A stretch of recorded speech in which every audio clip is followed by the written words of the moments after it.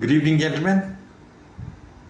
मैं हूं आपका दोस्त Madan Singh and I am going to talk to you about the latest spat between India and United states.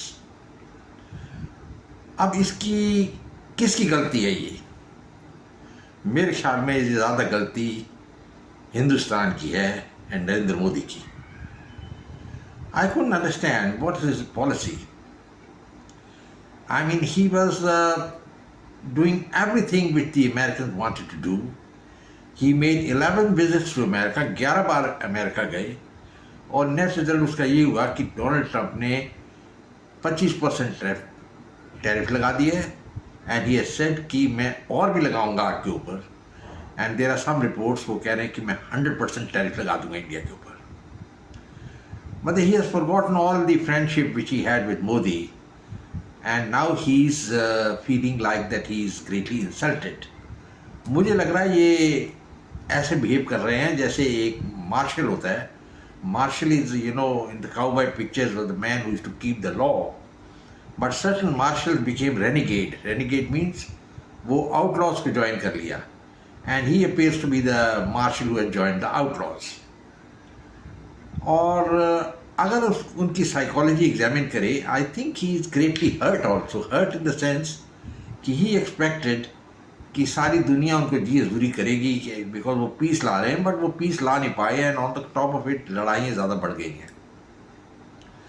और उनको बहुत दुख हुआ है कि इवन रशिया में उनकी कोई इज्जत नहीं है एंड जो उनकी मिसेस हैं यानी the wife of the president, her nude pictures have been shown all over Russian TV and this is not a good thing. आप समझिए कि कितनी बेइज्जती की बात है ये, and he is obviously feeling insulted. On top of it the ex Russian president जो थे मेडेंडेव, उन्होंने कुछ वाहियात बातें भी की हैं। नेट रिजल्ट इसकी 2 Russian American submarines have been position close to Russian waters. अच्छा, होने वाला तो कुछ नहीं है, nothing going to happen because he is, जैसे मैंने पहले बताया था, he is just a lion who can roar, he can not bite. And एक बात देखिए कि he is targeting India for buying oil from Russia, very good, but why is he not targeting China? जितना वो शोर शराबा कर रहा है इंडिया के लिए, he not doing about China because he scared of China और इंडिया से डरता नहीं है। He was thinking all the time कि इंडिया जो है ना पीसफुल कंट्री है, एक थप्पड़ मारोगे land of Gandhi and they will accept everything. And अभी तक ये होता रहा है, बट इस बार थोड़ी सी चेंज आई है सिचुएशन में। हालांकि मोदी पर्सनली और हमारे जो फॉरेन मिनिस्टर हैं या डिफेंस मिनिस्टर है, they have not taken the name of Donald Trump anywhere. पर मिनिस्ट्री ने एक लेटर जारी किया है which has rebutted everything which Donald has said and said कि हम जो चाहे करेंगे, keeping the interest of the nation in the front. ये बहुत अच्छी बात है कि पहली बार एटलीस्ट इतना तो हुआ, क्योंकि पहले तो ऐसी कोई रिबर्टल ही नहीं आती थी इंडिया से, but this time that rebuttal has come and इससे डोनाल्ड ट्रंप और नाराज़ हो गए। मुझे खबर मिली है कि वो कह रहे हैं कि अब मैं 100% टैरिफ लगा दूंगा इंडिया के ऊपर। आई थिंक डोनाल्ड ट्रंप जो है ना वो कंफ्यूज आदमी है। जैसे मैंने बताया, वो एक मार्शल है जो बंदूक लेके घूमता था घोड़ों के ऊपर, like Wyatt Earp and all the westerns. पर वियाट अर्प बहुत फेमस मार्शल थे, उन्होंने लॉ को अपहोल्ड किया and he was the man who was involved in famous gun fight at the OK corner. पर डोनाल्ड ट्रंप वो चीज़ नहीं कर रहे, ये रेनिगेट बन गए हैं, यानी he has just become an outlaw wearing the mark of the star of the sheriff. ये बड़ी अफसोस की बात है, और ऐसा आदमी अमेरिका का प्रेसिडेंट बन गया जो अमेरिका को ही डिस्ट्रॉय कर रहा है। अभी मुझे खबर ये भी मिली कि उसने those goods which are not included in the North American free trade organization with Canada and Mexico, और जो कनाडा के गुड्स आएंगे उसको उनके ऊपर other than these will get a tariff of 35%। I think he is totally confused and he is thinking the world runs with tariff. ऐसा नहीं होता। अगर टैरिफ से रन कर रहा होता, the number of sanctions which have been made on Russia, I think by the European powers, I mean Russia को तो कोलैप्स हो जाना चाहिए था, but Russia still fighting and they are winning in Ukraine. So ये कुछ हौसला मेरे ख्याल दिया है मोदी जी को, और मोदी जी ने थोड़ी गलत पॉलिसी फॉलो कर ली, because all the time he didn't want to have peace with China. China के साथ पीस करना बहुत ज़रूरी था, पर मोदी जी रियलाइज नहीं किया, एंड ही प्रॉब्लली थॉट कि I will be a friend of America and on the back of the American I will be able to counter China and become a great power. ऐसा नहीं होता। I mean he has now realised that this thinking of his was wrong, foolish, इसको मतलब नहीं था इस thinking के बारे में। एंड चाइना के साथ इसको कोई एलर्जी है मोदी को, एंड अमेरिका जो है, इवन अगर पहले 2 जूतियाँ भी मारे तो ये हाथ जोड़ के खड़े रहते थे Modi ji. He was the man who made history when in the 2020 election he went and supported Donald Trump and made that famous statement, अब की बार डोनाल्ड सरकार फिर से आएगी। I mean you don't make some statements. And then he didn't have the courtesy to meet Donald Trump when he went to America, thinking that Donald will be defeated, and Donald Trump felt greatly insulted, और इनको बुलाया भी नहीं for the swearing in ceremony। उस दिन के बाद Donald Trump ने रियलाइज किया कि he is a man of no principle and he has got no legs of steel legs नहीं है, and he got legs of clay, और मिट्टी की टांगे और वो फटाक से गिर जाते हैं। और मोदी जी जो है, आप देखिए, despite all that is happening he's keeping quiet. जो लीडर होता है, he has to lead and he has to announce. And Rahul Gandhi ने बहुत अच्छी स्पीच दी थी पार्लियामेंट में, कि जब उन्होंने कहा था कि अगर डोनाल्ड ट्रंप गलत है तो आप क्यों नहीं खड़े होकर कहते कि यू आर ए लायर, और मोदी जी ऐसे बोल नहीं सकते, because he has the element of fear. You know, वो अलिस्टर मैकलीन की किताब फियर इज द की, वो फियर इज द की अभी भी डोमिनेट करता है इंडियन इथॉस को। तो जनरल में मेरा कहने का मतलब ये है कि we are now all of us really worried as far as India is concern, because अगर टैरिफ लग जाएंगे our farmers will suffer. And already Chandrababu Naidu ने एक स्पीच में तेलुगु में कहा ही है, and he has taken the name of Donald Trump, it's a credit to him. He said कि जो डोनाल्ड ट्रंप कर रहा, दो टैरिफ्स जो हैं, they going to hurt the Indian farmers. अब यहाँ कुछ समझ में नहीं आ रहा what is happening, what Modi's plans are. Fact is कि his policy has gone all wrong. His policy was befriend America and be an opponent of China, mollycoddle Russia to a certain extent so that India becomes a great power। ऐसा कोई great power बनता नहीं है। great power बनते हैं अपने बलबूते पे, अपनी ताकत के ऊपर। हमारी वो ताकत नहीं है। अपनी ताकत कैसे होती है? जब आपके पास बहुत बड़ा मिलिट्री इंफ्रास्ट्रक्चर हो, आप अपने जहाज़ बनाते हो, अपनी एयरलाइनर बनाते हो, अपने जेट फाइटर बनाते हो, अपने इंजन बनाते हो, एंड नॉट कि आप वहाँ से इंपोर्ट करके यहाँ बनाते हैं या असेंबल करते हैं, that doesn't lead anywhere. And एक और चीज़ है कि आप में कैपेसिटी होनी चाहिए to have the reverse engineering. हमारे पास टेक्नोलॉजी नहीं है how to do reverse engineering. I think Indian engineers do not know. They have to learn how China did reverse engineering of the Russian and the American planes, और उन्होंने अपने जहाज बना लिए। ये इसको कहते हैं जीनियस, और that genius is lacking in India. और यहाँ कहानियाँ ज़्यादा चलती रहती हैं, and we waste more time in fighting with each other. Now you see Donald Trump has called the Indian economy a dead economy, and जो हमारा लीडर ऑफ द ऑपोजिशन है Rahul Gandhi, is a dead economy. मुझे तो अच्छी आ जाती है, because it just shows कि when the external enemy is there, Indians are not united at all. And Modi ji भी पहले बहुत से एंटिक्स हैं उनके, and I am not really happy that he has not given the leadership like the leadership you have which was given by से Churchill और Bismarck. वैसी leadership नहीं दी है उन्होंने, and he's sitting on the fence or something, hoping something will happen, living in a dream world. And one of his dreams has crashed. That he thought he would be an ally with the strategic alliance he'll have with the Americans, and he, on the basis of the American power, India will rise up and become a world power. I tell you, this was a foolish thinking, and he was not ready to compromise with China, thinking that America is on his side. Now America ने तो clearly differentiate कर दिया है that they are not on India side at all, and उनकी choice है actually Pakistan. और ये एक बहुत फलिशियस पॉलिसी थी नेहरू अपने मोदी जी की, thinking that India is much above Pakistan. अब डोनाल्ड ट्रंप ने एक लड़ाई जो इंडियंस ने की वो इंडियंस को नीचे गिरा दिया एंड इंडिया और पाकिस्तान टेंडम में हो गई, they are together now. And now he is going around praising Pakistan. Actually ये कोई सरप्राइज नहीं है because he is feeling very hurt, क्योंकि वर्ड उसकी कोई सुन नहीं रहा. He has become the new sheriff but nobody listening to him and he is been claiming कि मैंने सीज फायर कराया, ये कराया, वो कराया. And he was thinking he will get the cease fire in Ukraine. वो भी नहीं हुई. ही thought he will solve the Gaza problem, make Gaza into a big beautiful holiday resort. वो भी नहीं हुआ. And nobody listening to him. He thought China he will be able to control, but he's scared of China. Let's very frank about it. He's scared of China. He doesn't know what the hell to do. At the same time, the Indians are also not in a very happy position.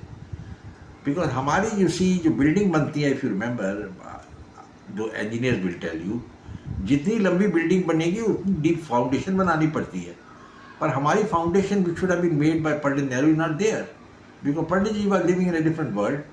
India and China but together on the same level. अब China जो है उसकी per capita income 6 times that of India and it features I think 65th और 66th in the world list of per capita income. And India का जो score है 143 out of 193. और 20 crore Indians जो है उनको प्रॉपर फूड नहीं मिलती. Now these are the things which Modi should have attended to instead of trying to become a global leader, like Nehru. ऐसा क्या हुआ कि Nehru also tried to become a global leader and net result अब 62 की war I and Nehru from global leader became local leader और वो छुपता फिरता था वर्ल्ड से. अब मोदी जी का भी हाल ऐसा ही हुआ है. All over the world now I think he must be facing some ridicule because even the European powers and Canada or the United States, they are not giving him the due deference and respect which he thought he should be getting. And you cannot get until you have your own military power. And military power है नहीं India की. अब एक जहाज अब बनाया था तेजस, मैंने आपको पहले बताया, उसका इंजन अमेरिका से आ रहा है. तो where can you call your own जहाज और प्लेन. अभी राइफल जो बन रही है, लेटेस्ट राइफल जो है, that is actually license rifle from the Russians and we are making it here ourselves. Because हमारी ओरिजिनल राइफल जो इंडिया ने बनाई थी, Shambhu rifle, I think that was not up to the mark. अब China ने अभी 80,000 टन का aircraft carrier launch कर दिया है. It's a conventional carrier but it's going to be a very big one. This is going to be their third carrier. और India के carrier एक है और दूसरा आई थिंक डिफंक्ट हो रहा है और तीसरा तो कोई अभी साइन नहीं है, कब आएगा या नहीं आएगा.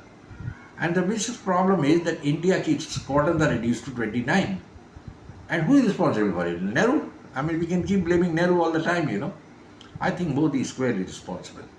2014 May, had he built up the Indian Air Force, which is now he must have realized, or he should have realized that the Air Force is the biggest component, of any military war. And if you have to win a war, as the famous military theoreticians have said, it has to be on the basis of air power. You can't win it otherwise. And with 29 squadron, how do you expect India to fight, say, Pakistan और China दोनों के साथ कैसे लड़ेंगे. और एक तीसरी enemy भी अभी खड़ी है, बांग्लादेश.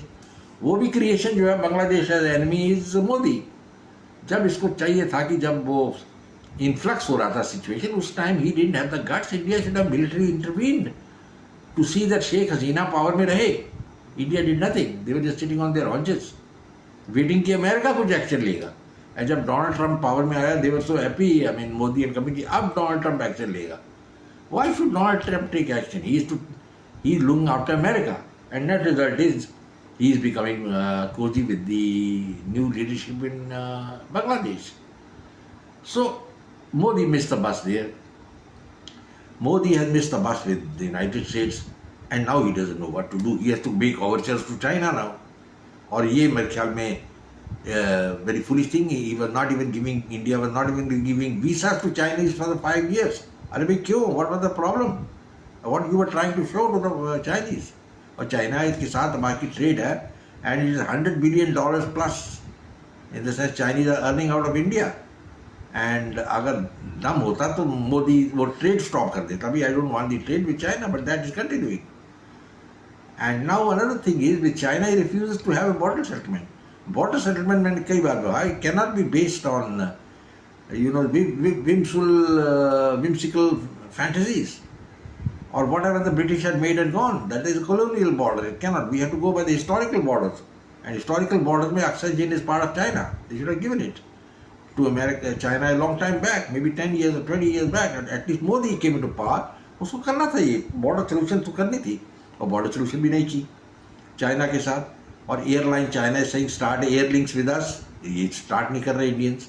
चाइना के साथ एप्स बैन कर दिए. I mean all these are very trivial things. And Modi was thinking, I'm becoming an equivalent of China. You don't become an equivalent of China with this. You become an equivalent of China जब आपकी per capita income China से ज़्यादा होगी, और जो भूख मरी है वो खत्म हो जाएगी, और आप ऑटोमेटिकली इक्विवेलेंट टू चाइना हो के आप हो जाएंगे. अगर जैसे China has one 100 gold medals in Olympics, आप एटलीस्ट 60-70 जीत लें, पर आप अगर 0 मेडल जीते तो क्या आपकी इज्जत है ऑल ओवर द वर्ल्ड.